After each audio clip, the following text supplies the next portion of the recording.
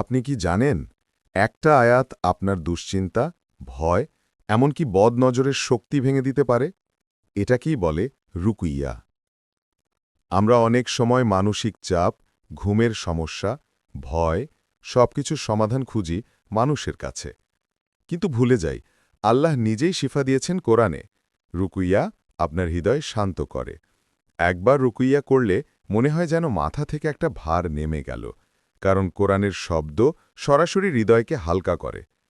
রুকুইয়া আপনাকে নেতিবাচক চিন্তা থেকে রক্ষা করে। বদনজর, ওয়াসওয়াসা, ভয় সবকিছুই কোরআনের আলোয় দুর্বল হয়ে যায়। রুকুইয়া আপনার বিশ্বাসকে শক্তিশালী করে।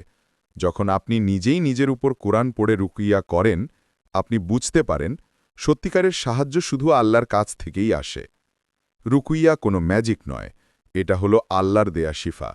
আপনি চেষ্টা করা শুরু করুন, প্রতিদিন কয়েক মিনিট। কমেন্টে লিখুন আপনি রুকুইয়ার কোন দোয়া বা আয়াত সবচেয়ে বেশি পড়েন।